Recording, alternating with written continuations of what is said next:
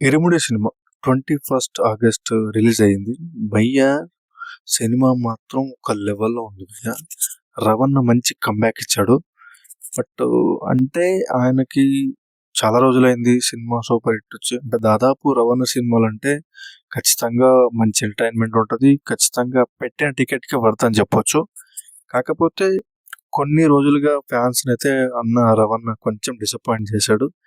But ఏం పర్లేదు. 'ఇరుముడి' సినిమాతో మాత్రం మంచి కమ్‌బ్యాక్ ఇచ్చాడు. Full length action and entertainment, family అందరూ కలిసి చూడాల్సిన సినిమా భయ్యా. ఖచ్చితంగా ఫుల్ మీల్స్ పెట్టాడనే చెప్పొచ్చు. ఫ్యామిలీతో సహా చూడాల్సిన సినిమా. బట్ ఒక్కొక్కళ్ళు ప్రతి క్యారెక్టర్ ఈవెన్ అజయ్ ఘోష్ గారు కావచ్చు, బేబీ నక్షత్ర కావచ్చు, బట్ స్వాసిక గారు మలయాళీ యాక్టర్స్ నెగిటివ్ షేడ్లో చేశారు. బట్ సూపర్ యాక్టింగ్ అసలు. బట్ విలన్ పేరు నాకు కొంచెం ఐడియా లేదు. బట్ ఆయన కూడా బాగా చేశారు main villain. But Sai Kumar గారి గురించి చెప్పాలంటే భయ్యా లాస్ట్కి అసలు ఒక డైలాగ్ ఉంటుంది భయ్యా, నేను చెప్తే బాగుండదు, సినిమాలో చూడండి.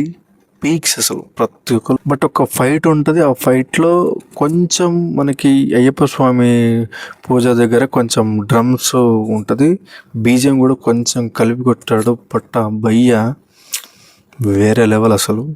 సూపర్ అంటే సూపర్ ఉంది సినిమా. 'రవణ' అయితే మంచి కంబ్యాక్ ఇచ్చాడు. బట్ 'రవణ' ఫ్యాన్స్కి అయితే సీరియస్గా చెప్తున్నా, మంచి ఖతర్నాక్ మూవీ అన్న 'రవణ'. ఇట్లాంటి సినిమాలు మరీ చెయ్యాలని చెప్పేసి మరీ కోరుకుంటూ, బట్ సినిమా మాత్రం చూడండి భయ్య. ఫుల్ లెంత్ ఎంటర్టైన్మెంట్ మస్తు ఉంటుంది. ఖతర్నాక్ మామూలుగా ఉండదు. పిచ్చి హైప్ ఉంది. బట్ ఖచ్చితంగా చూడండి. పైరసీ చూడకండి. బట్ సినిమా థియేటర్కి వెళ్ళి సినిమాని చూడండి. బట్ జై హింద్.